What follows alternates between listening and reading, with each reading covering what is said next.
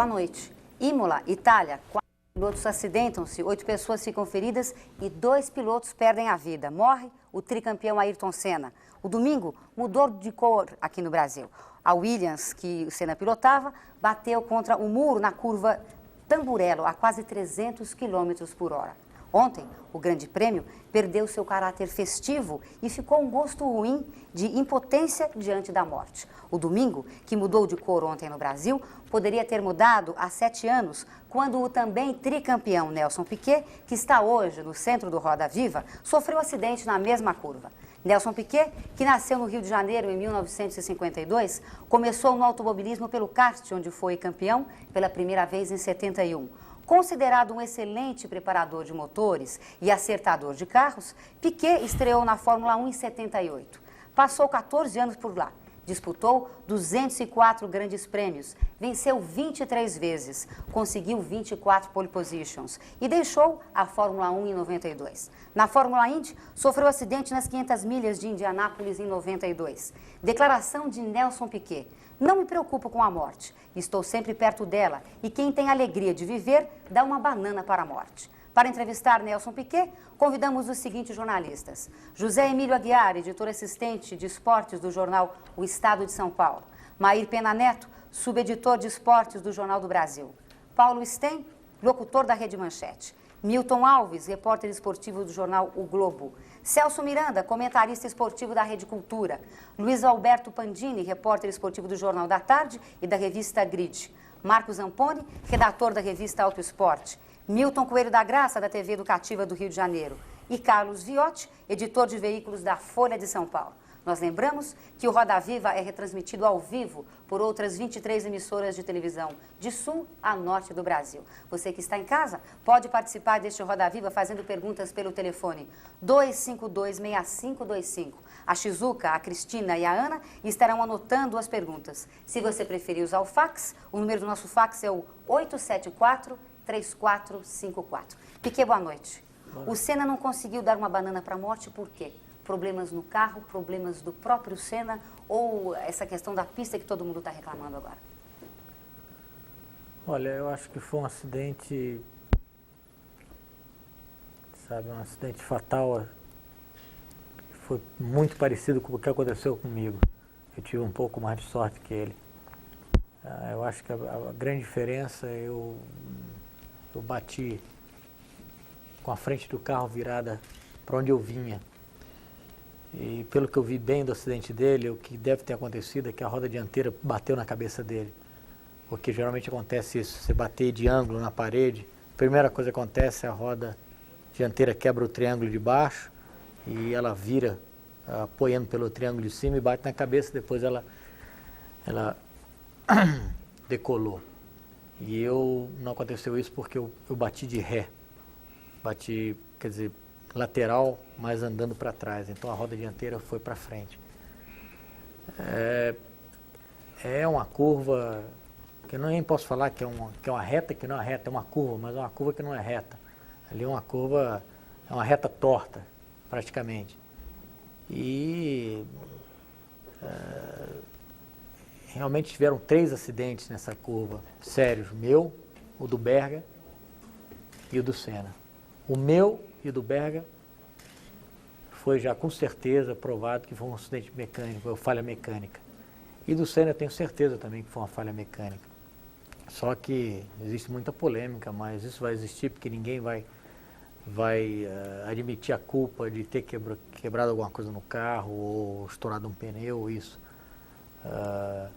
Então, sem dúvida, tem que chegar à conclusão que aconteceu alguma coisa no carro.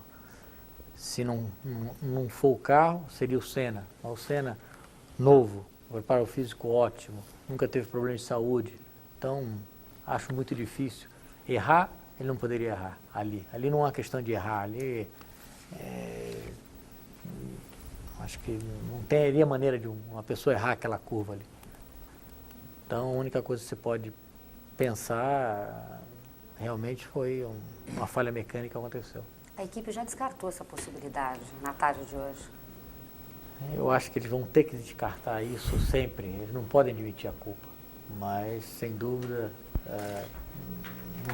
não tem outra explicação. Não faz parte do jogo da Fórmula 1 admitir culpas também? Não em caso de morte. Senhores, pois não. Bom, uma coisa que tem se comentado é que a hipótese mais provável do acidente teria sido a quebra da suspensão traseira dele. Você acha que essa é uma hipótese provável? Olha, pode ser. A quebra da asa dianteira, acontece a mesma coisa. Ou a queda da suspensão traseira. Os carros são muito rígidos e com aquela pressão dinâmica, com aquela asa que eles carregam atrás, qualquer coisa que quebra atrás, o carro abaixa a traseira e a frente fica inguiável. Entendeu? Eu sei disso porque já aconteceu várias vezes comigo, mas acontece em lugares diferentes, acontece no meio da reta, realmente uma reta que você não precisa virar. Então o carro arreia a traseira e você perde o controle do carro. Quando você diminui a velocidade, você consegue dirigir até o carro, até o box, porque você perde a pressão aerodinâmica e perde essa insegurança do carro, as rodas encostam no chão, você consegue guiar. Mas em alta velocidade, e naquele momento, se aconteceu naquele momento ali, como aconteceu com o Berger, que quebrou a asa dianteira também, você vai em frente sem nenhuma dúvida. Então, eu acho que quebrou a suspensão traseira. Eu acho, não há dúvida que, inclusive você olhando pela filmagem, a filmagem do carro do Schumacher, você vê que o carro ele vira um pouco para a direita, depois vai em frente. Então, é uma coisa que é muito difícil você provar isso, porque depois que o carro se destrói tanto, o carro machuca tanto, ele arrancou 2 rodas, então é muito difícil você provar que aconteceu uma coisa assim. Mas, no bom senso... Mas pela câmera do Schumacher, a câmera de dentro do carro do Schumacher, não dá para ver que tem uma queda assim para um dos lados, por exemplo, se a suspensão quebra para o lado direito, normalmente o carro cai assim para a direita ou para o lado que a suspensão quebra. Não? E não teriam ficado marcas de pneu no chão também, no caso não está se falando? Não. Primeiro, o carro naquela velocidade anda praticamente 90 metros por segundo, então anda muito rápido. Segundo, você vê, um pouco antes do carro virar, você vê faísca que sai do chão. Então, mas isso é uma coisa normal, porque no início da corrida, o carro está com os tanques mais cheios e tudo, o pneu está com uma calibragem um pouco mais baixa, então sempre toca muito no chão. Mas você vê que depois que ele toca imediatamente, ele vira para a direita. E outra coisa, você está muito longe, a câmera não foca muito bem. E os carros andam praticamente no chão, na reta. A partir de 200 km/h, que é a velocidade superior a qualquer curva, o carro anda praticamente no chão, com a diferença muito pouca. Então, ele vai variar, se a suspensão quebrar, ele vai variar talvez 1,5 cm a mais. E o 1,5 cm naquela distância você não vê. Você descarta totalmente a possibilidade de falha humana? Olha, só se você puder dizer que, vamos dizer, o Senna teve uma parada cardíaca ou uma coisa assim. Se ele tipo em sã saúde, ele com a saúde boa e se não aconteceu nada com a saúde dele, é impossível um erro humano. Ali é impossível um erro humano. Nossa, a Rai, como de costume, faz uma péssima transmissão e nem sequer colocou a câmera numa boa posição ali na Tamburello, apesar de ser uma curva de triste história. Mas há uma testemunha importante, que talvez melhor do que a câmera que estava no carro do Schumacher, que é o próprio Schumacher. E ele declarou que na volta anterior, ele vinha logo atrás do Senna, ele tinha notado que o carro do Senna estava instável na Tamburello e tinha patinado um pouquinho. Com esse depoimento, você teria uma indicação a mais para você tentar fazer um diagnóstico do que realmente aconteceu? Porque o Schumacher diz isso. Ali, como o companheiro falou, há um momento, quer dizer, até a televisão dizia que o carro foi reto. O carro não foi reto. O carro já estava fazendo a curva, quando nitidamente ele inflete para a direita e aí vai reto. Mas ele dá uma inflexãozinha, por isso é que eu acho que a tese do Piquet tem validade da suspensão traseira, porque o carro realmente vira um pouquinho para a direita, quase imperceptível, mas ele vira. Mas ele cai para um dos lados. Pois é, mas por que o Schumacher diria aquilo? Olha, espera aí. Ali é o seguinte, se você olhar a planta do circuito de cima, você vai ver que ali é uma curva constante. A curva constante não é uma curva. Se você vier todo pelo lado de dentro da pista e fizer aquela curva, você consegue fazer. Se você vier pelo lado de fora, você consegue fazer. Então, não é uma curva onde você precisa se concentrar, precisa, você vai sentir o carro balançar. Não é isso. É uma reta. Ali é uma reta, só que faz a curva. É difícil de explicar isso. Então, quando você vê o carro do Schumacher, a câmera pelo carro do Schumacher, o Schumacher está virando o tempo inteirinho. Então você vê que ele vai para a direita, mas ele vai para a direita porque ele vai reto. Entende? O Schumacher está sempre virando. Então você vê, então ele vai reto, realmente ele vai reto. Porque ali é uma curva inteira. Você não para de virar ali. Mas esse depoimento do Schumacher, que na volta anterior o carro tinha patinado na frente patinada dele, parecia instável. Patinada é impossível, porque você não perde, vamos dizer, você não perde tração numa velocidade daquela, porque você já está embalado, você já está a 300, beirando, você sai daquela curva lá uns 280 km por hora e chega no fim da reta uns 320 km por hora. Então você ali não tem, se por acaso o carro mexer naquela curva ali, você não consegue fazer as outras curvas do circuito. Entende? Porque ali não é uma curva. Ô, Piquet, você foi bem claro no início que você está culpando pela morte do Senna a roda. Nós estamos aqui praticamente determinando a causa do porquê o acidente, o carro saiu da pista.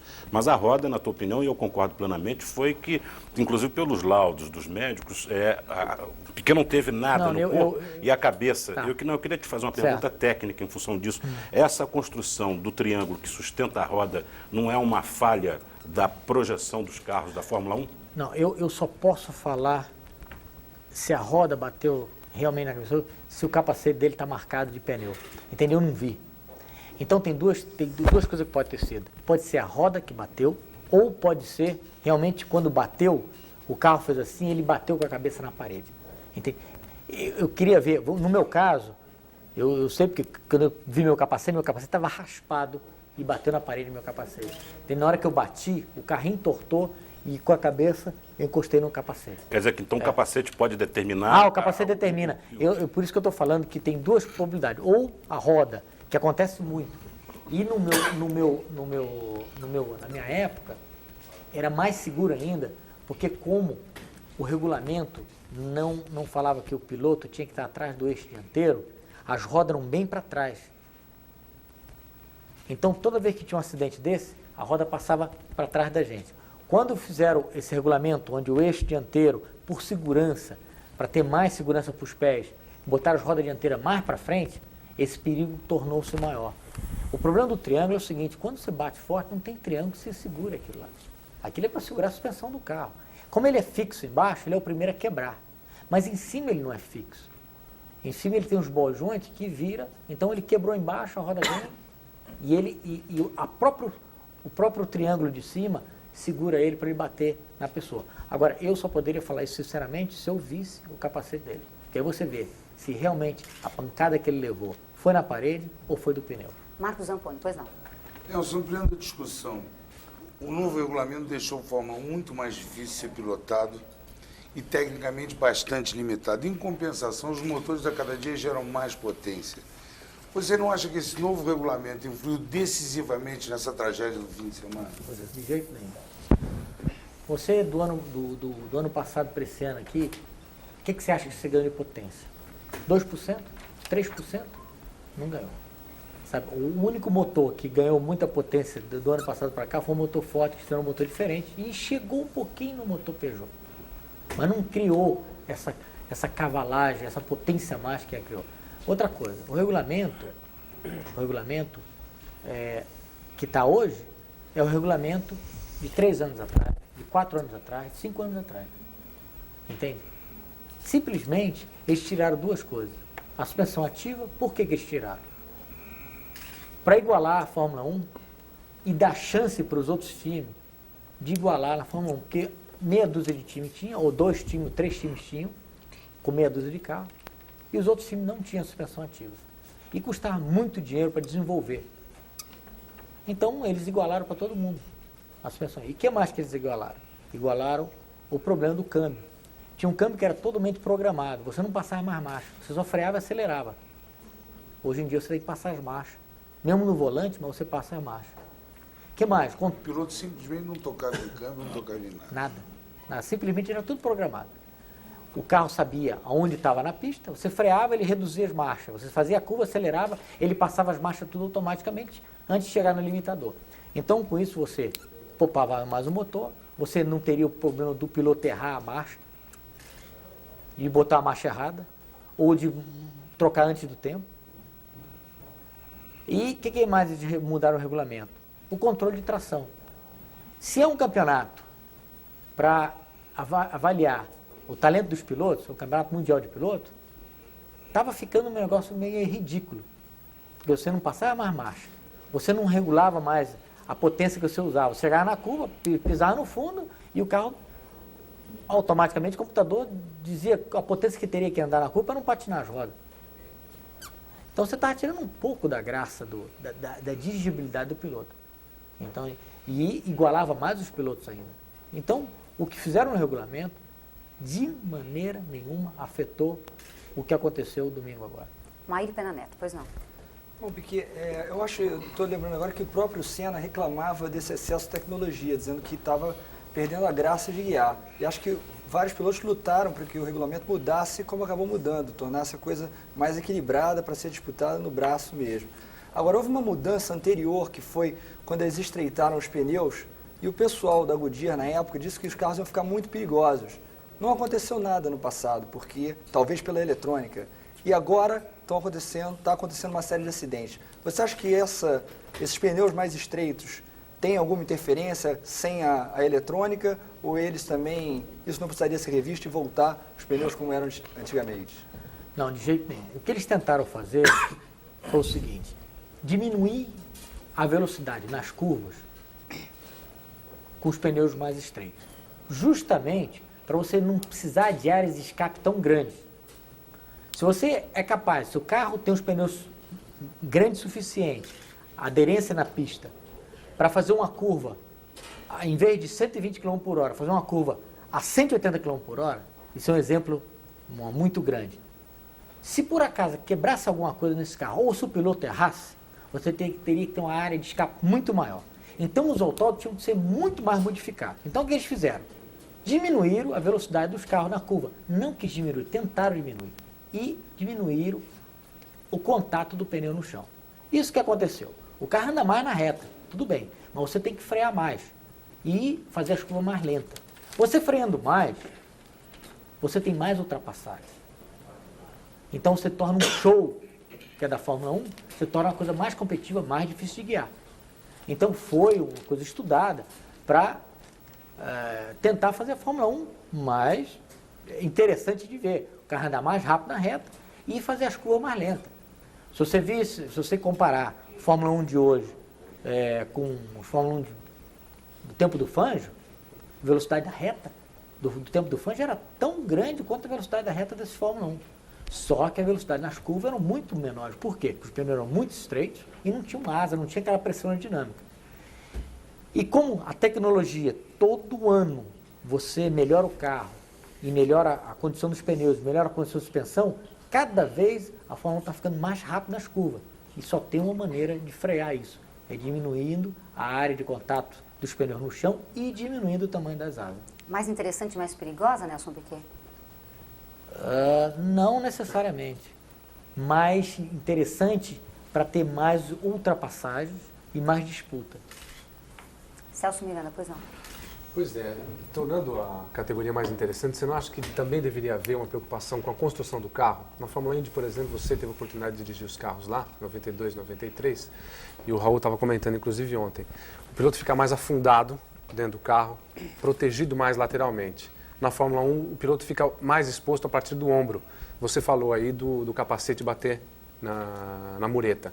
Você acha que um carro de Fórmula 1, com um piloto mais afundado, tipo Fórmula Indy, protegeria o piloto nesse caso? Não. Simplesmente a Fórmula Indy, o piloto, o carro é feito daquela maneira, por maior velocidade, você tem que ser enterrado muito mais para proteger do vento.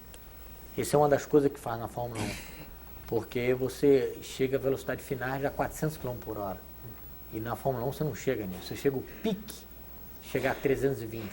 Na Fórmula 1, na Fórmula Indy, vamos dizer nas 500 milhas, você faz médias horárias de 360, 370 km por hora. Então você tem que estar muito mais protegido do vento. Agora, para você ver, aquele... Giove Marcello, 92. Aquele que morreu, aquele, como é que é o nome dele? Filipino morreu? Giove Marcello mesmo. Porque ele bateu com o pescoço na proteção do carro. Dentro do carro? Dentro do carro. Não foi no a proteção bateu no pescoço dele. Então, não tem jeito de você ter um carro que anda 300 ou 400 km por hora seguro ao ponto de não acontecer nada. É um esporte perigoso. É um esporte que, sabe, em falhas mecânicas, como aconteceu aquilo lá, não tem jeito. Por isso que eu estou falando, ali, naquela curva, não tem pneu, não tem grade de proteção, não tem nada. Por quê? Porque é impossível o piloto errar ali. Ali só tiver uma falha mecânica. Poxa, então não se pode correr ali, porque tem aquela parede. Então não se pode correr em Mônaco, não se pode correr na Austrália, não se pode correr em Interlagos, porque Interlagos, quando você sai da junção, você tem aquela quebrada lá. Aquela quebrada, se o carro quebrar ali, você vai no muro de concreto ali. O motociclismo, inclusive, pediu várias modificações. Você vai no muro de concreto em Interlagos ali. Se o carro quebrar ali, você vai no muro de concreto. Gente, é a mesma coisa. Entende? Não pode. A situação ali, você não pode culpar o circuito por isso. O circuito ali é perigoso porque tem esses pontos de velocidades altas de reta e nada. Agora, então, vocês vão fazer todo o circuito, que nem o circuito que correu no Japão agora. Aquele circuito super Mickey Mouse, que você anda para a esquerda, para a direita, para a esquerda, aquela retinha curta, tudo bem. Aí vai ser quase impossível de acontecer assim. E inclusive pode, porque um carro pode subir no outro e a roda pode bater. Você acha então que... Aí vai acabar, você vai ter que fazer um carro fechado, gaiola, isso, aquilo. É quase impossível. Você acha então que o carro hoje está seguro, é um carro seguro? Eu acho que os carros hoje são super seguros, os monocoques são super fortes. Você vê que uma pancada daquela que houve, beirando 300 km por hora, você viu o monocoque todo integral ali dentro. Ele bateu quase... E no caso do Ratzenberger, que houve um furo, que foi perfurado? Tudo bem, sabe, não são prova de bala as coisas, mas são muito bem feitas. Newton Alves, pois não. Nelson, você falou agora há pouco do motor Ford, que é um bom motor e está provando aí, ganhou 3 provas, né? E quando você deixou a Benetton, uma das suas alegações foi a falta de perspectiva de evolução daquele motor, né? Você achou que o Ford V8 não tinha mais para onde evoluir, o caminho era um V12.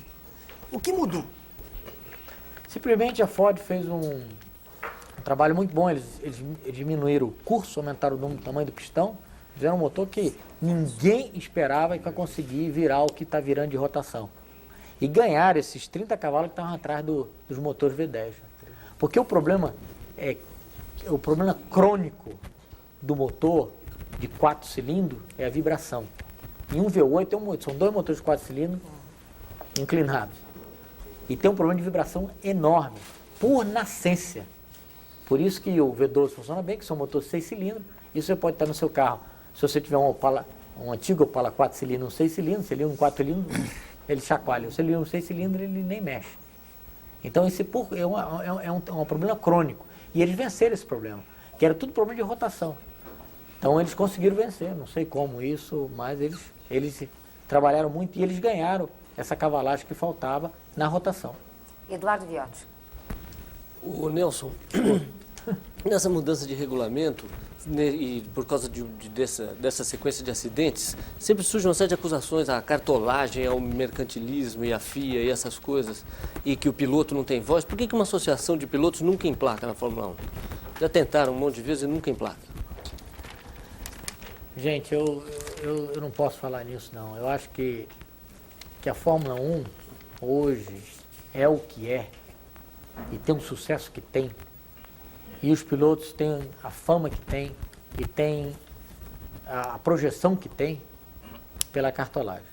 E hoje eu tiro o chapéu. O que foi feito na Fórmula 1 esses anos, o que tem feito de segurança, o que tem feito de pistas novas, e melhorou muito do início da Fórmula 1 que eu corria. E as regras hoje, as regras de segurança hoje são muito boas. Hoje em dia a Fórmula 1 é bem trabalhada, é bem organizada, bem disciplinada, e eu realmente afastado da Fórmula 1, eu não posso dizer nada contra a cartolagem da Fórmula 1. Realmente o que eles têm feito, o trabalho que tem sido feito na Fórmula 1 é de tirar o chapéu. Agora, você acha que o circuito de Imola, com aquelas áreas de escape que se mostrou ali, e com o nível de organização que após o acidente que apareceu ali, seria aprovado fora da Europa, por exemplo? Como aprovado? Seria aprovado para corrida fora da Europa? Seria homologado? Como aqui no Brasil, por exemplo. Se fosse aqui no Brasil, um circuito igual de Imola, com aquela... que demorou para tirar o piloto do carro, aquelas coisas? Eu não acho que demorou de jeito nenhum. Eles chegaram lá com 1 minuto e 40, chegaram lá com a equipe, eles fizeram a operação já no circuito. Sabe, se você visse o acidente do Berger, que pegou fogo, os caras apagaram o acidente na hora. Pelo contrário, lá realmente é um profissionalismo muito bom a pista de Imola. Os caras trabalham ali, não só na Fórmula 1, mas em qualquer outra categoria. Eu acho que nesse ponto não teve erro nenhum. Só para finalizar, você já sofreu acidente grave na Indy e na Fórmula 1, né? Em Tamburello e nas 500 milhas. Aonde foi pior estar dentro do carro? Em que carro foi mais difícil estar dentro? Num carro de Fórmula 1 ao bater ou num carro de Fórmula Indy ao bater? Aquela questão que o Celso se complementaram. Olha, eu tive 2 acidentes, mas eu me machuquei muito mais nos Estados Unidos. E graças a Deus eu estava... Que é considerada uma categoria mais segura, a pista inclinada com o muro próximo, mais segura? Né?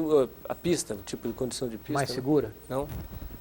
Você anda 400 km por hora no meio de uma parede. Isso é segurança. ali os acidentes são os seguintes. Na Fórmula 1,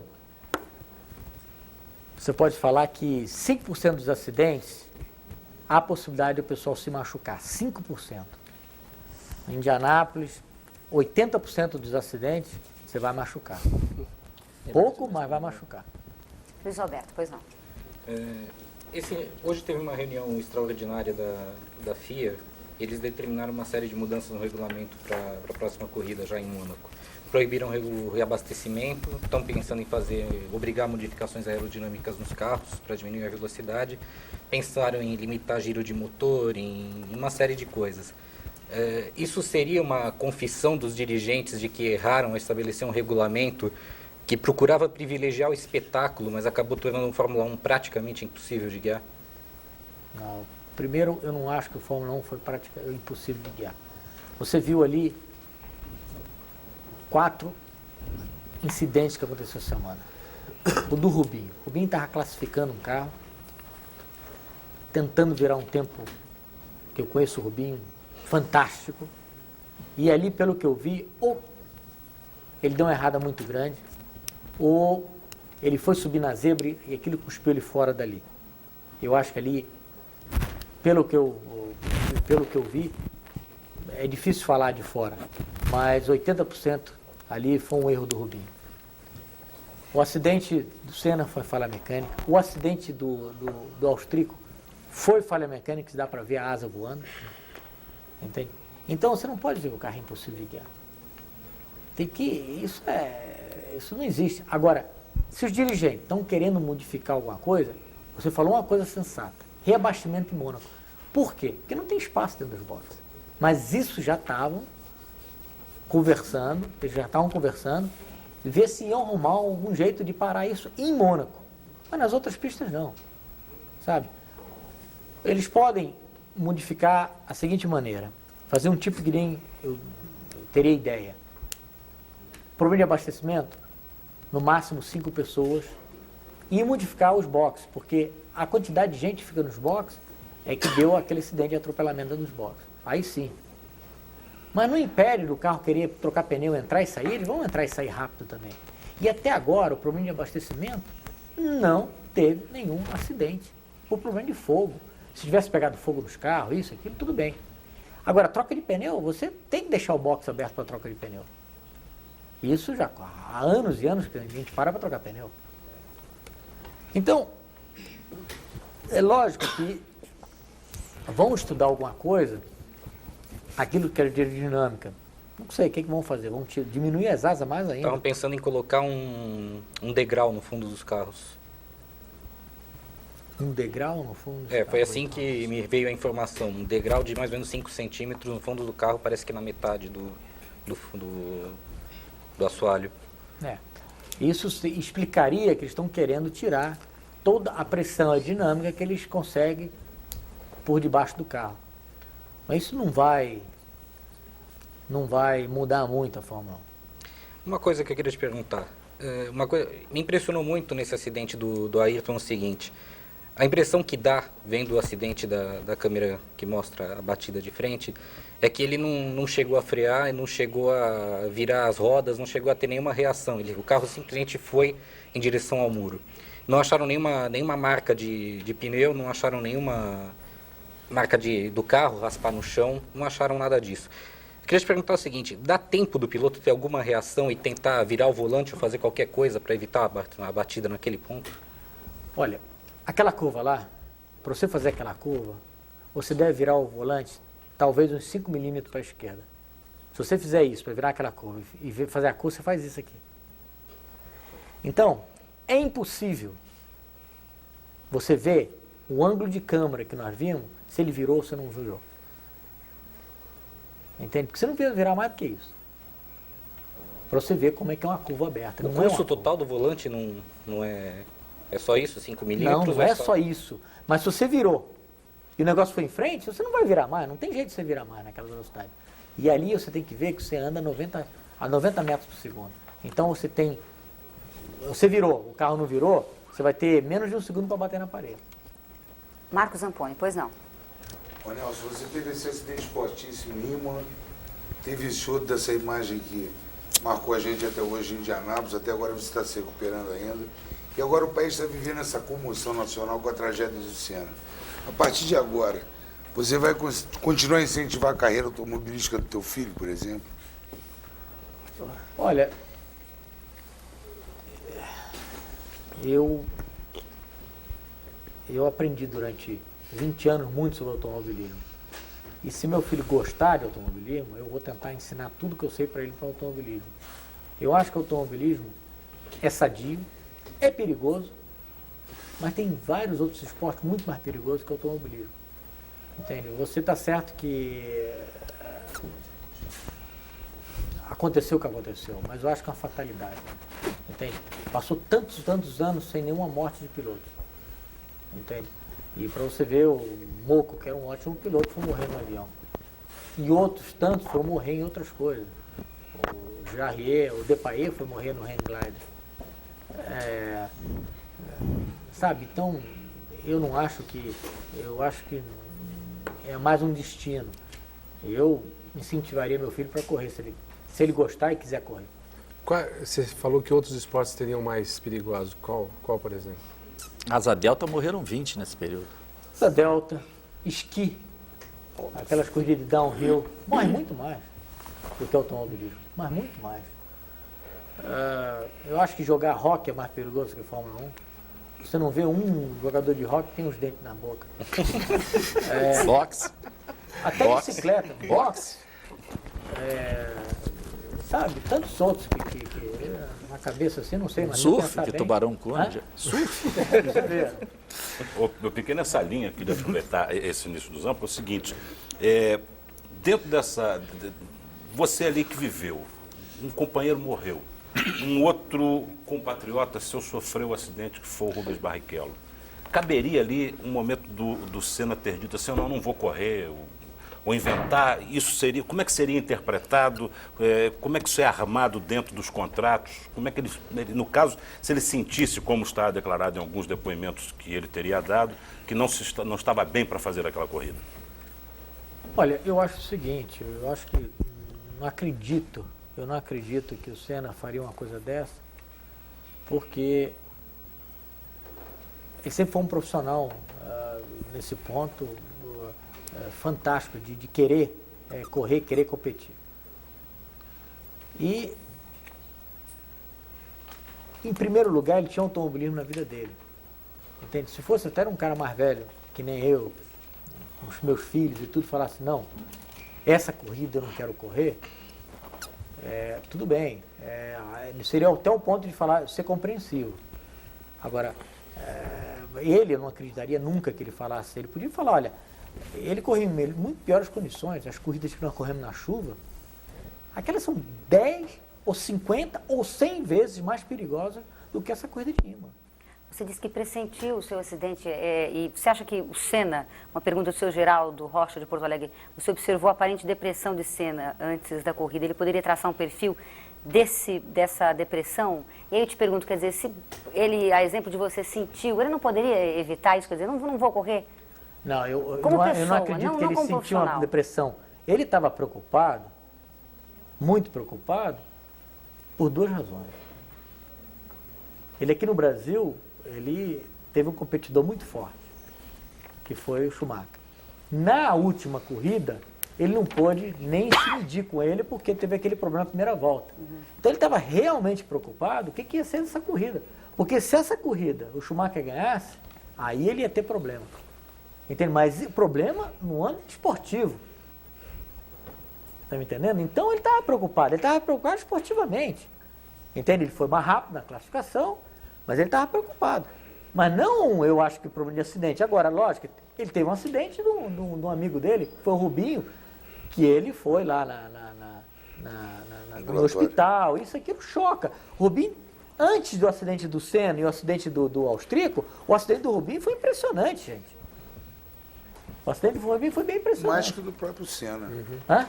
Visualmente, mais do que o próprio Muito mais que o próprio Senna, isso eu estou falando. Foi um acidente feio de ver. E o Rubinho se machucou, sabe? O Rubinho foi sombreado pelo acidente do Senna, mas o Rubinho foi muito sério.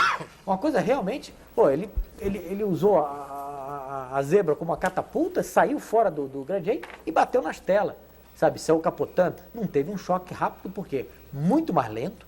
Foi na parte Mas se você olha, parece ser muito mais rápido até. Mas tudo questão de impressão de televisão. Você só não respondeu o seguinte, se ele não quisesse correr, o que poderia ter acontecido no relacionamento dele com o Williams, onde você também trabalhou? Não, ele nunca ia fazer. Se ele falasse assim, eu não vou correr essa, porque eu não quero, então é melhor ele pegar as malas e ir para casa e acabou. Eu não quero mais correr de automobilismo porque eu não quero, estou com medo. Um piloto Você acha não que pode talvez fazer você tenha... isso? Um piloto não pode ter medo, não pode fazer isso? Pode, aí ele para de correr. Vai para casa. Você A acha hora que ele quiser. Você acha? A hora que ele quiser, ele para. Olha, não quero mais. Eu cheguei no meu ponto, olha, eu cheguei no meu ponto final. Você já teve vontade de fazer isso? De ir para casa? Você já teve vontade de fazer isso algum dia? Não pelo medo de correr, mas em si pela encheção de saco. Eu cheguei a um ponto e falei, automobilismo para mim, eu não aguento mais isso aqui. Eu quero ir para casa, eu quero criar meus filhos, eu quero dormir na mesma cama, eu quero ter, sabe, ter meus cachorros, eu tenho meu lugar, sabe? Aí é diferente. Aí eu parei. E parei e falei, agora eu vou fazer as provas que eu quero, quando eu quero, e vai ser hobby para mim. Aí é diferente. José Emílio Aguiar, pois não. Nunca passa pela cabeça, quando acontece um acidente desse, nunca passa pela cabeça mesmo pô, pode acontecer comigo, de repente pode acontecer comigo nessa pista agora. Não, para você ver, quando eu tive o acidente de Imola, eu estava brigando com os dirigentes para correr no domingo. Brigando, eu queria correr. Entende? Então você quer competir, você está ali para competir, você quer ganhar, eu estava disputando um campeonato junto com o Mansell, foi o ano que eu ganhei 3 vezes o campeonato do mundo, eu não podia perder aquela corrida. Para mim era decisivo. Entende? Para o Senna é a mesma coisa. Olha, eu queria só perguntar, você falou em falha mecânica, mas essa Williams tem um problema, porque ela estava com a suspensão ativa e visivelmente a volta à suspensão convencional criou problemas estruturais no carro que foram sentidos nos treinos e nas 2 primeiras provas. O Senna, pelo menos, porque o Senna deu várias declarações disso. Agora eu pergunto a você... Declaração de quê? Que o carro não está bom? Que o carro derrapa? Que o carro é isso? Que o carro está instável, que o carro está inseguro, que o carro... Mas, gente, ele andou a corrida inteirinha virando os mesmos tempos que o Schumacher no Brasil, com diferença de milésimos ali. Como é que pode falar que o carro está ruim, gente? Quer dizer que o senhor não admite a hipótese de ter havido um erro estrutural da equipe, algum problema, porque no caso da Sintec... Estrutural da equipe, não. Eu falo que quebrou alguma coisa no carro, que teve um acidente, não, sem dúvida. Sim, mas que quebrou porque o carro, que essa nova suspensão pode ter um defeito. Esse carro, os caras treinaram, andaram. Então tem que quebrar em outro lugar. Eles correram no Brasil, correram no Japão, treinaram com esse carro durante o inverno todo. Pode não ter sido suficiente, né? Ou não? Mas, Milton, você sabe que quando você larga uma corrida, você larga tudo novo no carro. Eles têm a traseira novinha lá, Vem motor, câmbio, suspensão, vem tudo novinho lá e botam trazendo no carro. Entende? Então, fadiga de material não pode ter acontecido. Agora, que quebrou alguma coisa? Quebrou. Ali não há dúvida. Agora, você falou que o carro, você, em 1 segundo, se percorre 90 metros ali naquele local. Certo. Então, você passou por essa experiência. Ali, você teve menos de 1 segundo entre o momento que o teu pneu furou e você bateu e que depois te custou muitas horas de sono, muitos meses, etc. Eu pergunto a você, dá para você ter... Você uma vez me deu um depoimento maravilhoso sobre medo. A vitória sobre o medo que é preciso que o piloto de Fórmula 1 tem de ter. E por coincidência o Senna me deu um depoimento muito parecido. Eu te pergunto, dá para tentar explicar o que é aquele segundo? Não, primeiro, se eu levantar aqui e dar uma bordoada na sua testa... Primeiro eu não vou permitir. Não, se eu levantar aqui e dar uma bordoada na sua testa, você vai passar uns 3 dias e não sabe nem o que aconteceu. Aí nego vai te avisar, olha... Eu acho que foi isso. Você lembra quando você estava entrevistando o Nelson? É mesmo. Estava entrevistando o Nelson. Pô, será que... Mas o que aconteceu? Não, o cara vai falar, ele levantou e deu uma bordada nele, porque você não lembra de nada, gente. Não lembra de nada? Não lembra de nada. Tem jeito. Milton, É isso, essa... Milton, para você não correr esse risco, deixa eu trazer os telespectadores. Eu estou dando uma... Deixa eu trazer os telespectadores. O Jair Greco, da Vila Nova Cachoeirinha, pergunta se for detectado que a falha da máquina foi a causa do acidente, não existiria possibilidade dessa informação ser omitida ao mundo? E 3 telespectadores, o Fernando Bissuzano de Itajobi, André Luiz Carvalho aqui da capital e o seu Nelson Roberto, quer saber, com a morte do Senna, se você se sentiria em condições de voltar à Fórmula 1 se fosse convidado pela Williams? Olha, eles falaram uma coisa certa. Se por acaso for detectado um problema, isso não vai nunca ser... Isso vai ser sempre omitido. Ninguém vai falar que teve uma falha, isso, sem dúvida. E eu voltar a correr, de jeito nenhum. Profissionalmente, eu não quero mais voltar a correr. Eu quero fazer isso como hobby hoje em dia. Mais Pena Neto, pois não. Ô Nelson, com a morte do Senna, a Fórmula 1 ficou sem nenhum campeão mundial na pista. Você acha que esse grupo de pilotos novos pode conseguir manter o interesse pela categoria ou vai ser necessário recorrer a outros campeões, tentar trazer de volta o Prost ou o Nigel Mansell, por exemplo? Olha, não sei, aí pode até ser que convide e tudo, mas vai ser O Prost difícil. ainda tem contrato com a Williams, né? Só pra O lembrar. próximo pode correr de Williams, se ele quiser correr. O Mansell está correndo lá, só se ele quebrar o contrato, voltar. Não sei. Ô Nelson, você diz que não volta profissionalmente, mas você vai correr agora 2 provas de 24 horas pela BMW da Alemanha, pelo menos se comenta, de parceria com o Igual. Não seria um balão de ensaio, uma experiência para eventualmente se profissionalizar em turismo? Não. Tem muito piloto de Fórmula 1 Eu correndo. já tive muitas ofertas para ir lá correr, viver na Alemanha, correr isso aqui. Não, eu não quero só isso. Eu quero tirar férias de Só mês de junho curtição, e julho, ir para lá fazer 2 corridas, dar uma volta no meu barco lá e voltar para cá. Tá certo. Ô Nelson, se você tivesse hoje no lugar do Rubão e do Wilsinho, você faria o que o Wilsinho fez? Chamar o seu filho de volta para cuidar do gado na fazenda? Não, eu tô mais com o Rubão. O Rubão falou, olha, inclusive a mãe do Rubinho, eu escutei ela falando na televisão. Se você está gostando do que faz, eu apoio plenamente. Porque eu acho que a vida é isso, você tem que fazer, a vida, a gente não sabe se é curta, se é longa, mas a vida a gente tem que fazer o que gosta. Não adianta. Eu vejo hoje porque eu larguei o automobilismo e estou fazendo a minha vida fora do automobilismo. E tem horas que eu saio do escritório e falei, dane-se, eu não quero mais saber, eu já estou 5 horas aqui dentro, não aguento mais. Sabe? Porque eu nunca fui acostumado com isso. Então, de certa forma, hoje eu ando de kart, brinco com meus filhos, levo eles para as corridas, corro junto com eles, para fazer um pouco das coisas que eu gosto. É isso, Nelson, que faz com que um piloto de Fórmula 1 veja um acidente desse, vá para a pista, sente no carro e acelere de novo? Ou é uma coisa assim daquele, tem que vencer o medo na hora, senão não volta mais para o carro? Não, primeiro, você nunca acha que vai acontecer. Segundo, toda vez que acontece, você levanta a poeira lá, senta no outro carro, fala, não, foi feio, mas vai ver, o carro é seguro. É só quando o negócio acontece feio mesmo, né? Eu, quando sentei num carro de Indianápolis também, eu achei que nunca poderia acontecer nada. O carro era seguro, eu andava bem, a pista era fácil de guiar, eu fazia todas as curvas do pé no fundo. Aconteceu, não sei porquê. E eu tive sorte lá também, eu batia a mais de 300 por hora no muro de concreto. E quase 90 graus no muro. E voltou no ano seguinte? Voltei, ali eu voltei, primeiro que eu queria voltar, eu queria provar que eu podia voltar mentalmente, sabe? E quero voltar lá ainda. Esse ano eu não vou ter tempo no mês de maio, no ano que vem eu quero fazer as 500 milhas, que é uma pista realmente, é um sabor diferente de guiar lá. Mas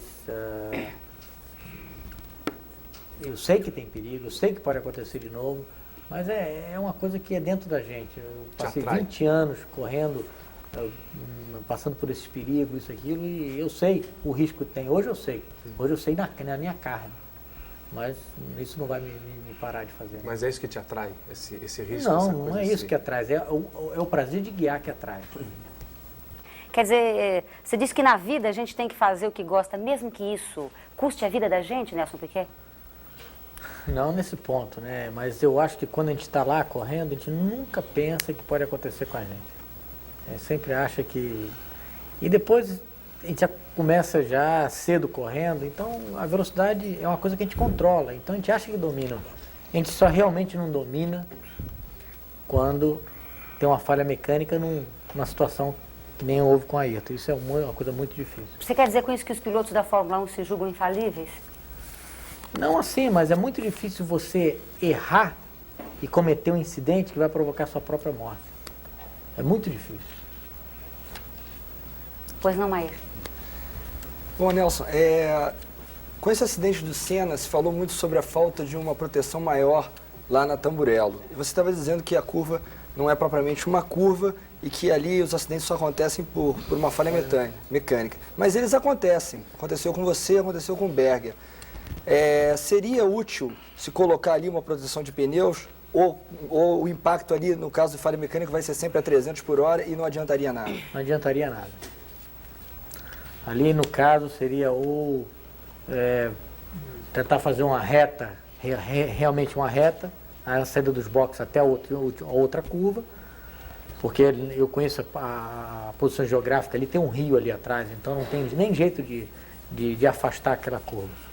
E ali, você afastar 10 metros, 20 metros a mais, não vai fazer diferença nenhuma. Nelson, eu queria te perguntar sobre o seguinte, você defendeu a cartolagem da Fórmula 1, mas você acha certo que participe da Fórmula 1 uma equipe com uma Sintec que não tem nenhuma tradição anterior em construção de carros de corrida, simplesmente porque dizem que talvez o Max Mosley tenha um interesse. E a gente viu como um carro Sintec perde o aerofólio em plena, daquele jeito que morreu o Ratzenberger. Eu não posso nem julgar isso, porque eu não estou nem sabendo de todos os detalhes. Agora, eu perdi aerofólio na minha carreira 6 vezes. Com Brabham, com Williams, com Lotus, acho que Benetton não houve nenhuma vez. Não. Então, não posso nem falar que foi em dias de corrida, mas dias de treinos. Porque você em corrida, você corre mais ou menos, se você pegar a quilometragem, dá uns 6, 7 mil quilômetros. Mas eu já fiz até 42 mil quilômetros num ano de teste. Então, as probabilidades de quebra são muito maiores, porque apesar dos times hoje serem muito organizados, todas as peças dos carros são numeradas no computador, com vidas das peças e tudo, essas peças primeiro vão para o time de corrida, depois eles tiram do time de corrida e vão para o time de teste. Então, são aí que tem maior possibilidade de quebras, e são aí que as peças são mais velhas e você tem maior quilometragem em cima dela. Então acontece, isso você não pode julgar a Sintética que quebrou a asa ali, porque é um time novo. Tudo Mas você bem. deixaria entrar um time assim sem nenhuma experiência? Não? Se você fosse presidente da FISA? Eu não sei quem são os projetistas, não sei quem são os construtores, porque muitos dos times não fazem suas próprias asas, são feitas... Um fabricante faz para Ferrari, faz para isso, faz para aquilo. Mas no caso da Sintec tem um agravante que abriu um buraco no cockpit, dá para ver o braço do piloto, a imagem mostra claramente que dá para ver o braço dele e abrir um buraco numa estrutura que teoricamente deveria resistir ao impacto. Então, você não pode nem falar que isso foi a morte do piloto porque abriu aquele buraco. Sim, mas teoricamente isso é um erro, porque se é uma estrutura indeformável, deveria resistir ao impacto, não deveria ter aberto o buraco. Eles não têm meio de testar os monocoques nesse sentido. Eles tentam aquele impacto frontal a 40 milhas por hora ou a 30 milhas por hora e acabou. Então, você não tem meio de testar todas essas estruturas. Porque a FISA tenta fazer esses testes, tudo, mas é impossível. Esse crash test, então, não adianta muita coisa? Não adianta muita coisa. Newton Alves. Você elogiou os cartolas da Fórmula 1. E os cartolas do Brasil, do automobilismo brasileiro? O que você acha deles? Olha, o automobilismo brasileiro tem por base muita coisa errada. E está cada vez piorando mais. Porque o que falta no automobilismo é a própria Confederação Brasileira aqui dar valor no automobilismo brasileiro, regionais. Tudo bem, é importante trazer a Fórmula 1 para cá, é importante trazer o motociclismo de fora para cá, mas é muito mais importante, se você quiser fazer pilotos brasileiros ou quiser ter um automobilismo que continue representando o Brasil tão bem como tem representado o Brasil, que eu não sei como, que não existe automobilismo no Brasil de base aqui, é valorizar as fórmulas, os karts, valorizar o automobilismo onde tem. Vamos dizer, no Sul tem rally? Então vamos fazer rally no Sul. Tem autocross? Vamos fazer autocross. Vamos apoiar isso. Entende? E isso que não é feito. Entende? O presidente da Confederação, o que faz aqui no Brasil? Faz Fórmula Ford, Fórmula GM, Fórmula 1, Stock Car. Por quê? Porque são as fábricas que bancam. Mas não promovem mais nada, não agitam mais nada, não deixam se criar coisas, se criar outras categorias ou incentivar as próprias categorias. Mas se houvessem mais categorias, não ia promover o esvaziamento das que já existem? Não, de jeito nenhum. Você tem que dar mais chance e promover mais as categorias que tem e outras mais ainda. Entende? Você não, vamos dizer, eu saí de Brasília, vou dar um exemplo de Brasília. Saí de Brasília há 26 anos atrás. O automóvel já estava morto. Eu fui para a Europa, há 18 anos atrás, eu fui para a Europa, corri de Fórmula 3, corri de Fórmula 1, voltei e não existia automobilismo mais em Brasília. Acabou. Já não tinha, acabou. Agora, é sempre a mesma pessoa lá tomando conta de tudo. Entende? Então isso não pode acontecer. Entende? O que ele faz lá em Brasília? Regionalmente não faz nenhuma corrida. Só faz Fórmula Fiat, Fórmula 1, Fórmula Ford, Fórmula Chevrolet e Fórmula 3. Agora, tem que nascer o automobilismo regional. Para você ver, em Goiânia se formou a Liga de Automobilismo de Goiás. Você não pode acreditar o que eu presenciei lá. Eles fizeram uma corrida de kart, uma corrida de motocross, uma corrida de motocicleta de velocidade, uma corrida de Fórmula de Volkswagen e uma corrida de marcas. Da região. Tinha tanta carência de automobilismo naquela região que tivemos 65 mil espectadores. Tinha mais que na Fórmula 1. Agora, isso não foi organizado pela federação. Foi organizado por um grupo de pilotos que falou, gente, vamos fazer alguma coisa aqui. Vamos renascer o automobilismo no Goiás. A mesma coisa nós fizemos em Brasília no kart. A federação cobrava um absurdo de inscrição, que aí que aconteceu? O kart vai morrendo e acaba. Tinha 20 kartistas lá. Então dividia 3 numa categoria, 4 na categoria e isso acabou. Acabou o kart. O pessoal se uniu, fez a associação dos kartistas. Hoje largamos quase 100 karts. Isso depois de 6, 7 meses depois. Por que isso? Porque afastaram lá os cartolas lá. Então, agora, eu não sou contra a federação. Inclusive, eu sou a favor das federações, porque tem que ter federação, tem que ter tudo. Agora, o pessoal, a confederação tem que incentivar a categoria baixa. Não fazer Fórmula 1, trazer o motociclismo internacional para cá. Para quê? Para ganhar dinheiro? Não.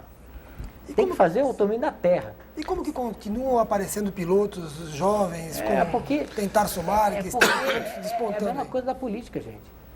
Não tem jeito de afundar esse país. O país é rico demais. Por mais coisa que se faça, o mais que o país sempre sobrevive. É a mesma coisa. Você viveu a sua época no automobilismo com um sujeito altamente controvertido como era o Balestre, o Jean-Marie Balestre. E as pessoas falavam muito dele, mas a verdade é que ele era um homem ainda vindo da época, vamos dizer, esportiva da Fórmula 1, dos velhos tempos de Enzo Ferrari. Ele era um homem vindo da, vamos dizer, do esporte. Agora é o Max Mosley, que é um homem que veio dos construtores, da foca, é o homem da grana. Ele quer... a derrota do Balestre foi a derrota do velho espírito esportivo. Ou você não acha isso? Milton, você está enganado. Não? Então tudo bem. O automobilismo, toda a Fórmula 1, não tem Max Mosley, não tem Balestre, foi tudo feito pelo Eccleston. Pois é. Entende? Mas o Mosley é o homem dele. É lógico, isso que eu estou falando. E o Balestre não era. Não, mas isso que eu estou falando. O Eccleston levantou a Fórmula 1. O Balestre brigou muito com o Eccleston. O Eccleston tomou o Balestre, entrou na FIS e hoje toma conta de tudo. Mas, gente, a Fórmula 1 não tem nada a falar mal da Fórmula 1. Cada vez está melhor. Cada vez tem mais espectador. Cada vez os organizadores ganham mais dinheiro. Cada vez os pilotos ganham mais dinheiro. E cada vez existe mais interesse no mundo sobre a Mesmo Fórmula com 1. o circuito Mickey Mouse, que você falou aí, que ele está inventando isso é o Eccleston. Mesmo com o circuito Mickey Mouse, você acha que a Fórmula 1 tem um futuro brilhante? E uma outra coisa, Tem. mesmo com tudo isso que aconteceu nesse fim de semana, você acha que vai manter esse pique que a Fórmula 1 estava tendo nos últimos anos? Sem dúvida, gente. Olha, tudo bem, nós perdemos um campeão que é uma coisa irreparável que aconteceu com a Ayrton. Mas 50 pessoas, então eu vou até botar a porcentagem mais, 80% do pessoal que liga a televisão, o cara vê que quer ver o negócio pegar fogo, meu. Sabe? Quando você vê um acidente, se o Ayrton saísse daquele carro, limpar a cerneira e falar, olha que bacana, olha que acidente. Entende? Agora aconteceu o que aconteceu, aí sim. Mas todo mundo quer ver o circo pegar fogo. Aquelas largadas que tem, aqueles acidentes de largada, por que todo mundo quer ver a largada? Estou errado ou não estou errado? O que você me fala? Mas nós devemos fazer o que os 80% querem? Não, não é Senão a gente ia ter briga de gladiador até hoje. Mas, Não? gente, a Fórmula 1 é um esporte perigoso, é um esporte de risco. E acontece coisas espetaculares. E acidentes são coisas espetaculares, que eu não estou falando que tem. Por que todo mundo gosta de... Porque 700 mil pessoas vai para Indianápolis, ver aquele carro andar no oval assim, ó. Por quê? Porque lá acontece cada uma. Mas aí eu acho que a questão da perda do brilho da Fórmula 1 seria pela perda do campeão, assim, É isso, do cara, isso do carisma. que não poderia acontecer.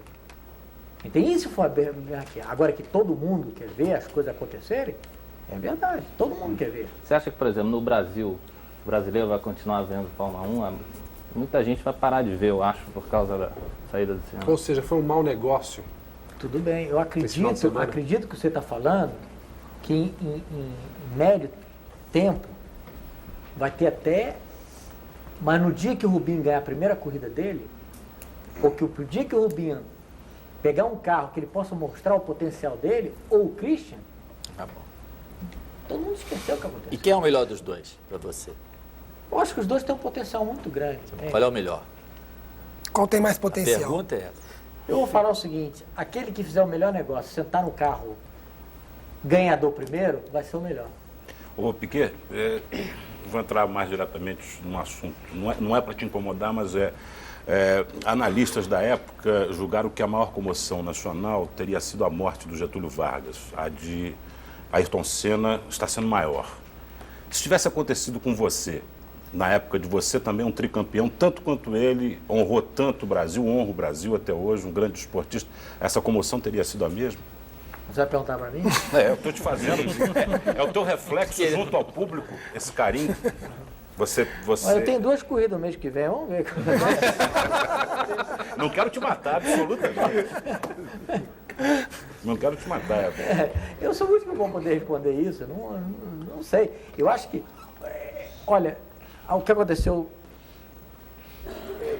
todo esse carisma, lógico, aí tem um carisma maravilhoso, mas aconteceu na presença de todo mundo, na corrida, todo mundo vendo aquilo. Não foi a notícia que saiu no jornal. Mas você sentiu mais ou menos isso quando te aconteceu o acidente em Indianápolis, essa reação? Mas você não vê isso, gente. Você não acredita que acontece o seguinte. Eu bati em Indianápolis, eu passei um mês tomando morfina, tomando nos canos, né? Então, passou um mês maravilhoso, gente. Você não sente nada. Todo mundo me visitando, que bacana. Então é que vai, né? Sabe, você muda, sabe? Você tá drogado ali. Depois passei mais 3 meses, em 3 horas, tomando uma pílula chamada codeína, que é da família da morfina. 3 meses depois que eu parei de tomar, é que eu vi a realidade do que tinha acontecido comigo. Porque todo esse remédio contra a dor, você fica... né? Então, para você ver que não, sabe? Então, o que aconteceu, deixou de acontecer, você está em outras. Nelson, você respondeu a pergunta do seu Sérgio Aveleda de Campinas, e o Dante Mantovani escreveu aqui para nós, ele é primo do Ayrton Senna, e te pergunta o seguinte: não seria necessário apurar a fundo, ter uma investigação minuciosa para ver se houve falha mecânica e se existe a hipótese de algum tipo de sabotagem? Pula lá, sabotagem é impossível, gente. São 200 mecânicos trabalhando ali, fabricando carro e tentando vencer aquele campeonato do mundo. Então é um time. Eles trabalham realmente como time e todo mundo sofre com o piloto, todo mundo sofre o resultado. Agora, que tem que ser apurado, vai ser apurado, mas ele viu o estado que ficou o carro. Então, mesmo que falhe, olha, a suspensão esquerda que sobreviveu não quebrou, mas a direita poderia ter quebrado. E a direita não está mais ali, porque ela se esmagou na parede. Então, é uma coisa que é praticamente impossível de... Agora, não é um mau caratismo, digamos assim, do engenheiro que projetou o carro, ele dizer que foi um erro do piloto, no caso Patrick Head, que até trabalhou com você. Seria medo de processo, esse tipo de coisa? Mas mesmo sendo medo de processo, morreu uma pessoa, morreu um cara que trabalhava com você. Olha, eu acho que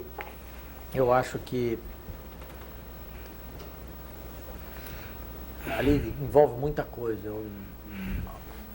Inclusive a integridade do time, tudo dizer, olha, eu, na minha opinião, não quebrou nada.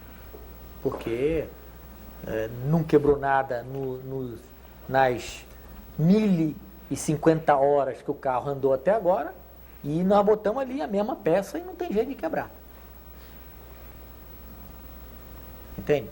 É uma suposição que deu. Como não dá para ver nas câmeras, como é impossível de fazer um exame apurado por causa do acidente, da quebra do carro, eu falo, olha, é impossível. Esse carro andou 1.000 e tantas horas, esse inverno, com essas peças, não quebrou. Então não quebrou, não vai quebrar agora. Ele diz mais, né? Ele diz que pela telemetria ele teria visto que ele desacelerou na hora, passou por uma ondulação, desacelerou na hora e... Desacelerou? É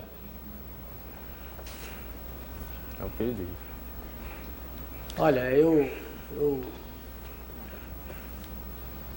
Aliás, pela telemetria, daria para saber o que realmente aconteceu? Até depende do que teria na telemetria, sim. O teu acidente de Indianápolis foi também porque você tirou o pé e o carro descompensou. Não teve essa história aqui? Teve muitas histórias. Qual foi a real? Não sei. Zampa, o carro desgovernou no início da curva. Não foi nem no meio da curva, nem no fim da curva. Por isso que eu bati na parede, né? Porque você tem a curva aqui, se você tem um acidente aqui, você roda, sai raspando a parede. Se você tem um acidente aqui, você vai parar aqui, você bate na parede. Você roda, quando você rodar, você vai parar na parede. Entende? Foi no início da curva. O carro estava super acertado, nós não estávamos fazendo nenhuma prova de aerodinâmica, nós estávamos fazendo uma prova da parte eletrônica da válvula. Então, eu não sei o que aconteceu. Eu não posso falar que eu sei. Mas, Nelson, esse carro que dominou a Fórmula 1 durante 2 anos, em 3 corridas ele não apareceu. Quer dizer, 2 disseram, a pista é lenta, é travada, etc. Não é para esse carro. Aí veio uma pista veloz, porque o Damon também não apareceu, o Damon ficou lá em sexto lugar. Não tem esse carro, não tem alguma coisa? Calma. Primeira corrida, o Ayrton estava na pole position. Ele perdeu a corrida pela parada no box. A segunda corrida, ele teve um incidente que bateram por trás na primeira curva. E na terceira corrida ele estava na pole position, viu? O que você está falando? Mas o carro do Damon Hill também não está andando. Não é piloto. Ah, bom. Eu queria que você dissesse, é isso? Ele andou alguma coisa antes? Chegava ali de vez em quando até. Mas chegava de quando ele vai segundo. chegar, você vai ver que ele vai chegar segundo no campeonato. Aquela sua ultrapassagem sobre o Ayrton Senna na Hungria, em 1986, foi um momento, uma das maiores ultrapassagens suas em toda a sua carreira, Nelson? Não, foi uma ultrapassagem onde foi espetacular, porque o carro entortou isso, aquilo, mas não é que foi a maior ultrapassagem, de jeito nenhum, porque é uma pista que não é muito rápida, é uma curva que é lenta, entende? Então, por isso que o carro escorregou e conseguiu controlar, porque é uma curva lenta. Você passou por fora, né? Não é que eu passei por fora, eu estava por fora da pista porque a primeira vez eu fui por dentro e ele me espremeu na parte suja da pista. Então, na segunda vez que eu vim, ele começou a ir para a parte de dentro e eu fui por fora. Então, eu freiei um pouco mais perto da curva. Foi muito bonito. Você comemorou de que maneira essa ultrapassagem? Eu comemorei a vitória que eu ganhei. Mas como você comemorou naquele momento?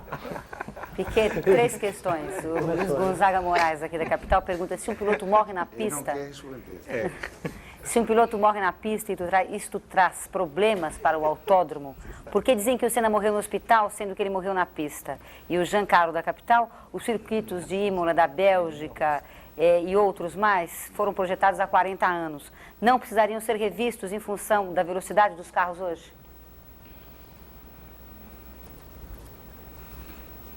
Olha, gente, se vocês querem fazer a coisa assim, 1% de chance que não aconteça nada com ninguém, realmente você vai ter que revisar 80% do circuito que tem na Fórmula 1. É verdade. E vai perder totalmente a graça de guiar para os pilotos. Você vai fazer circos onde vai guiar para a televisão, para o público, mas vai acabar talvez o romantismo, você vai fabricar robôs para correr de Fórmula 1, mas não uma pessoa que realmente gosta de guiar. Porque eu guiei 13 anos de Fórmula 1 porque eu gostava de guiar, depois eu desisti porque eu não aguentava mais. Se o piloto morre na pista, isto traz problemas para o autódromo? Traz, porque inclusive na Itália, se por acaso constatarem que ele morreu ali, teria que parar tudo, teria que fazer uma perícia, teria que ser feito na hora ali. Então, tudo isso aí atrapalharia a corrida, o evento.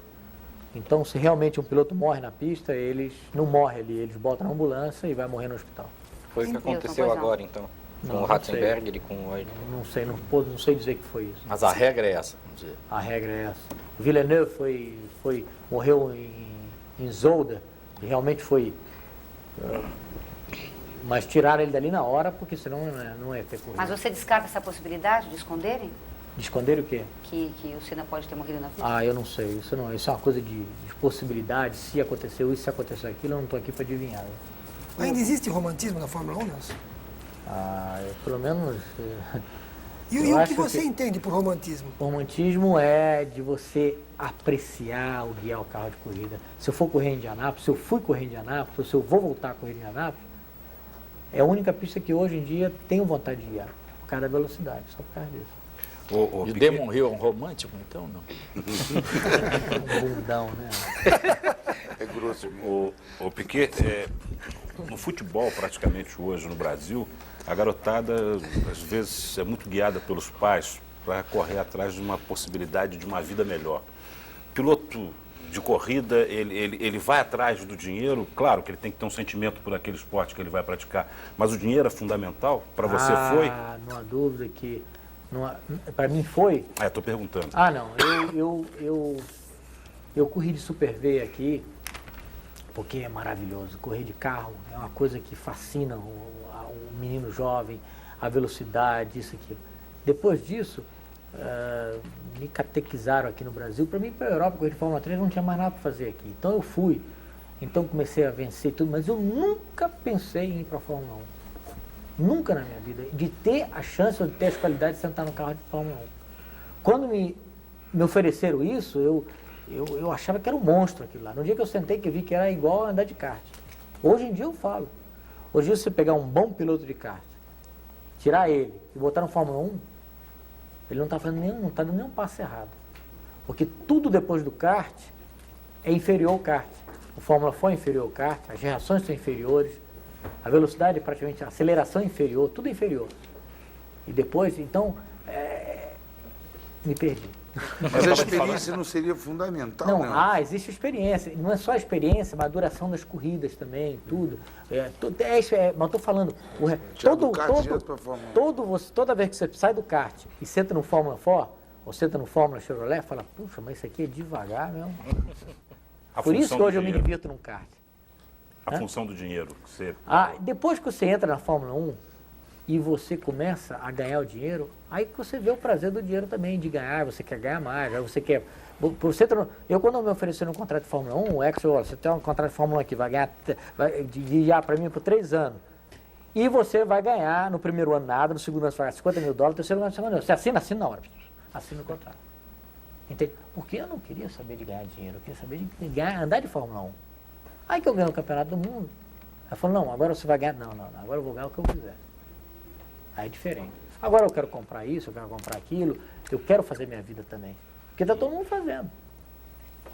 Agora, Nelson, Hoje tem modificado mais ainda, porque os pilotos hoje têm tido mais aparo de conselhos financeiros, de pessoas que têm empurrado mais. Então, ele já não faz nada sozinho. Então, existe uma parte comercial junto do piloto. Mas na minha época, eu fui sozinho e tchau e benção. Agora, Nelson, você falou do romantismo de correr. Na época que o Ayrton estava na pista, correndo contra você, era mais interessante? Você sentiu mais esse prazer, esse romantismo, essa coisa da disputa mesmo? Como é que era competir contra o Ayrton? O Ayrton era como qualquer outro piloto competindo comigo. Entende? Vamos dizer, eu digo de uma parte de romantismo. Eu tive algumas ofertas de guiar, quando o comendador era vivo, de guiar para a Ferrari. Mas eu exigia tanto deles que nunca dava negócio. Por quê? Eu sempre tinha medo de ir para lá. Primeiro, toda vez que eu ganhava o Piquet com a Brabham, ganhava a Ferrari com o Villeneuve. Entende? Então, eu falei, estou muito mais importante ganhando com a Brabham do que se sentar na Ferrari e ganhar com a Ferrari. Porque a Ferrari eu sou desse tamanho, com a Brabham eu sou o Piquet. Entende? Então, isso eu levava muito em conta.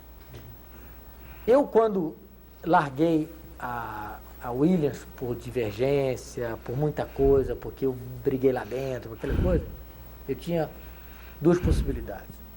Ou ir para Lotus, ou ir para McLaren.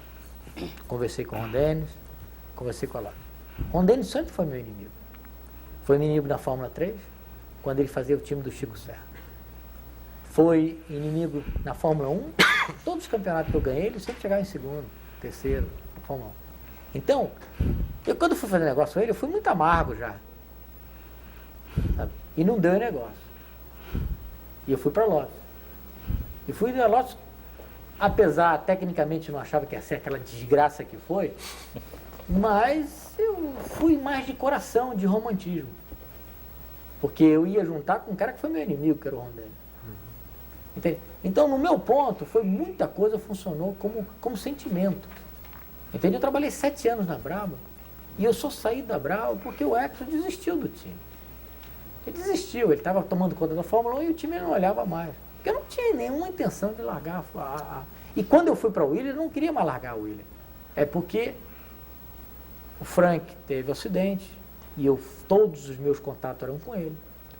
Eu me vi num time praticamente estranho, onde eu era 2 vezes campeão do mundo e o Mansell era um inglês, num time inglês, que eles queriam fazer um inglês campeão do mundo.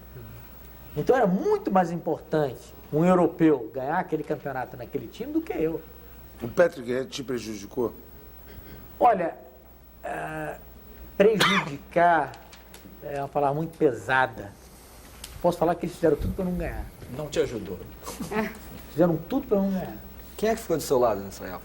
Ficou um engenheiro chamado Frank Denner. Entende? E eles tinham essa suspensão ativa que eles achavam que era impossível de fazer funcionar e deram o projeto na minha mão. O Mansell testou uma vez, o carro arriou, ele não queria mais. E eles, então eu fiz um acordo verbal com eles. Eu falo, eu faço todo o desenvolvimento e vou correr na terceira corrida, a partir de era Monza, a partir de Monza, até o fim do ano. Mas só eu que vou correr, eu não vou desenvolver, depois vou dar pro sabichão aqui. Então eles concordaram com isso. Eu ganhei Monza e eles tiraram a suspensão. Você acha que toda essa resistência contra você, porque você era um representante do terceiro mundo? Não, esquece esse negócio do terceiro mundo. Eu já tinha ganhado o campeonato 2 vezes. Você está afim de acabar com o Brasil? Não, eu estou Eu já tinha ganhado o campeonato 2 vezes. E eles tinham inglês, dentro do time não tinha inglês. Você imagina se o Copersuca trouxesse lá o Nick Lauda, e o Nick Lauda desse um cacete no Emerson, eles vão acabar com o Nick Lauda aqui, né? É a coisa normal, né? Não deixar o Nick Lauda ganhar o campeonato nunca, eu quero fazer o Emerson ganhar o campeonato, a qualquer custo. Nelson, você já respondeu ao fax que o senhor Wagner Belmonte, da Capital, passou para nós. O Wilsinho Fittipaldi passou um bilhete aqui dizendo, telefonou para dizer que nunca pediu para que o Christian voltasse para o Brasil para cuidar de gado. Ele disse que não sabe de onde o jornalista que fez essa afirmação tirou essa informação. Foi você, né, Zé? Eu não. Não, foi eu. Não fui eu que falei. Pois é, tem mais questões aqui. O João Batista Cisneto, da Capital, pergunta o seguinte, parece difícil um bom piloto errar em certas curvas, mas até que ponto se deve confiar na tecnologia quando se corre em circuitos tão questionáveis? Valfredo Valinário de Guarulhos, você afirma que foi falha mecânica, porque em momento algum se esboçou que teria sido desaceleração. A morte de Senna pode ter havido falha humana, como queda de pressão, etc. e tal, pergunta o Birajara da Silva da Capital. E ainda Tatiana Fará de Uberlândia, foi cogitado que poderia ter sido um desmaio ou uma parada cardíaca a causa do acidente? Você vê algum fundamento nessas questões? Olha, eu acho difícil, gente. O Senna era dedicado fisicamente, fazia exercício. Eu não acredito, sabe? Não acredito. Quem é o adversário de Michael Schumacher agora na Fórmula 1? Ele mesmo. Como piloto. Mas tirando ele mesmo. Quem você vê desse resto aí que pode ser o piloto que pode crescer? Não é o piloto, o conjunto, né? Quem? O único que vai ter chance,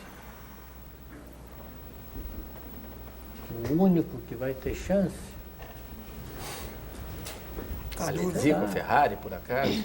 Vou botar a Alesina Benetton, sabe? Vai ser difícil. Esse aí ele vai tirar de letra esse campeonato. Nelson, você deu uma definição peculiar até para o Damon Hill agora há pouco, né?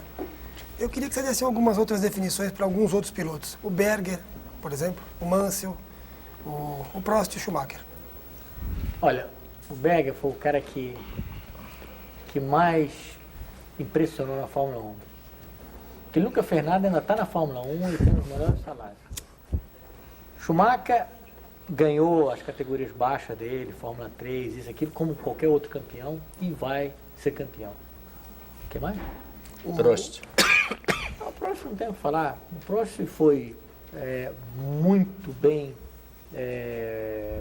posto politicamente, muito bom piloto, muito bom acertador, sabe? E mostrou que ele foi pelo resultado dele. E o Mansell? Hã? Mansell. O Mansell, gente, ele só tem uma coisa, ele é um piloto rápido. Agora, ele não é capaz de acertar um carro. Ele perdeu 3 campeonatos do mundo, que poderia ter ganho se ele fosse um pouquinho mais inteligente. Entende? E ele realmente se fez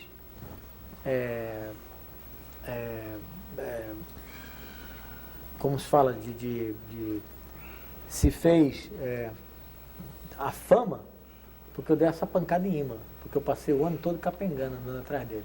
Porque o ano anterior, eu sempre andei mais rápido que ele, apesar que eu tive um ano muito ruim, mas sempre andei mais rápido que ele. Então, um ano depois, eu sempre andei mais lento do que ele, por causa dessa pancada que eu dei em Imola. E aí, já no fim do ano, eu fui melhorando e consegui ganhar o campeonato. Nelson, a gente estava falando um pouco de Williams, eu lembrei de alguns fatos que eu li na imprensa internacional, justamente sobre a Williams, né? Hoje o Patrick Head divulgou que teria sido uma falha mecânica do Senna. Você sofreu muita coisa na Williams por causa desse patriotismo do do pessoal da equipe. O Reutemann perdeu um campeonato para você por causa desse tipo de manobra também. O Thierry Boutsen ganhou na Hungria em 90 e não tinha nenhum mecânico da equipe para dar parabéns para ele quando ele chegou no box. E você, quando foi campeão em 87, pelo que eu sei, parece que só 2 mecânicos te procuraram para saudar, para comemorar e tal e coisa. Por que essa frieza, essa atitude tão estranha? Olha, eu trabalhei com o Patrick Head e realmente eu gostei de trabalhar com ele. Engenheiro que quer vencer, não tem nenhuma vergonha de copiar as coisas, é muito prático. Eu posso falar até muito justo, porque eles realmente tentaram não deixar ganhar o campeonato do mundo até um certo ponto, entende? Eles podiam muito bem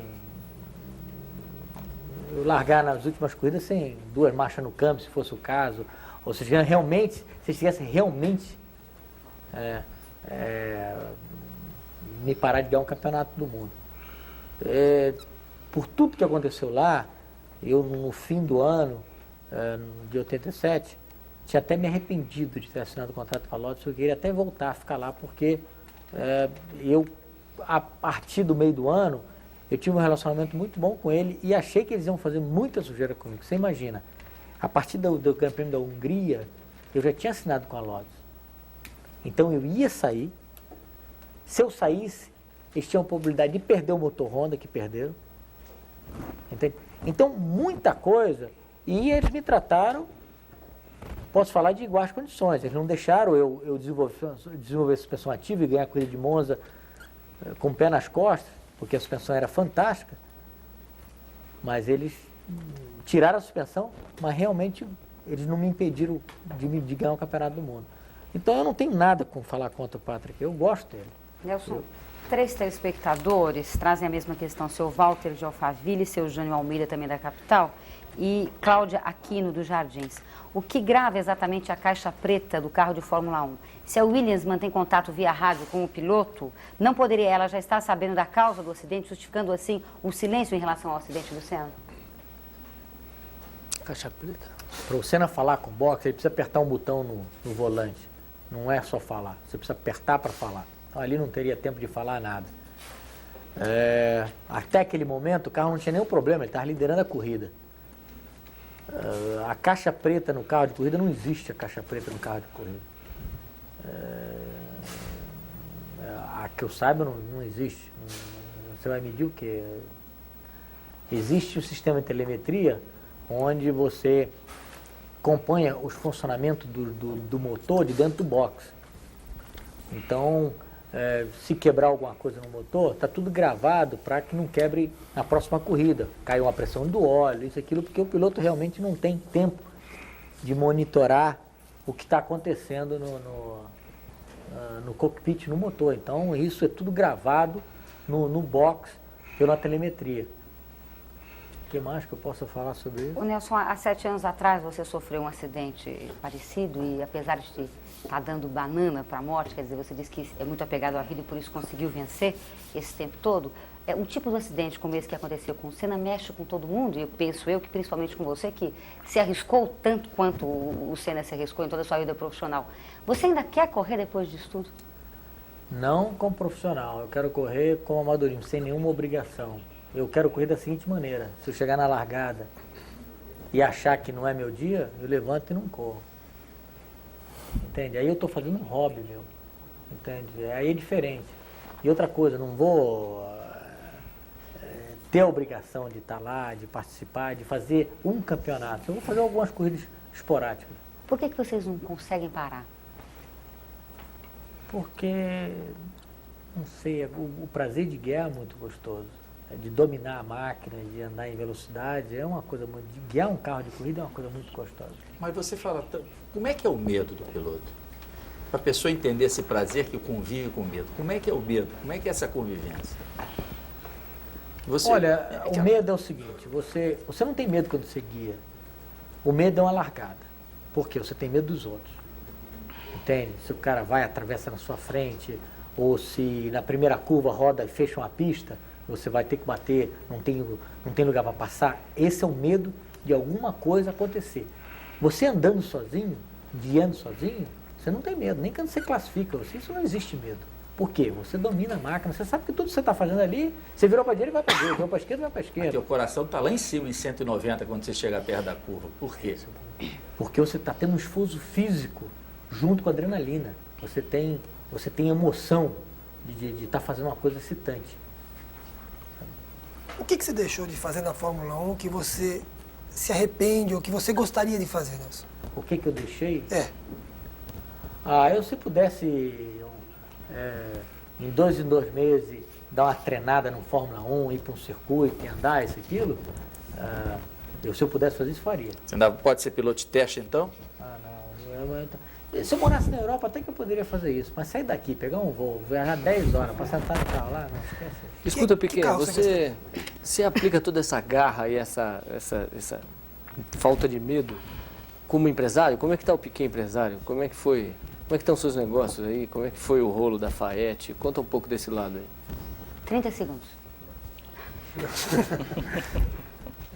Olha, eu não falo nem da FAET, eu falo do meu negócio novo agora. A Autotrack é um empreendimento de muito sucesso nos Estados Unidos, mas... O que é exatamente? É o monitoramento de caminhões via satélite. Mas preciso vencer a cultura no Brasil. É uma coisa sensacional. Você tem seus caminhões dentro do seu escritório. A qualquer momento do dia, você manda mensagem para o seu caminhão, recebe mensagem do seu caminhão e você fica sabendo onde ele está o tempo inteiro.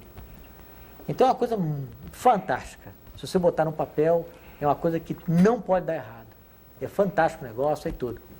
Agora, é um investimento muito grande, de dinheiro, de tempo, de trabalho, tudo. E você sempre tem aquela receio. Puxa, será que isso vai dar certo, velho? Entende? Porque é uma coisa que não é fácil como controlar um carro. Você tem mais medo de ser empresário do que de guiar na Fórmula 1? Muito mais. Nelson Piquet, o que você quer para você mesmo daqui para frente? Acho que eu vou comer essas bananas aí, viu, que eu mandei. Nós agradecemos a presença do piloto Nelson Piquet, a colaboração dos jornalistas e agradecemos também a participação dos convidados do Roda Viva nessa noite. O Roda Viva voltará na próxima segunda-feira, às 10h30 da noite. Uma boa semana para vocês e até segunda.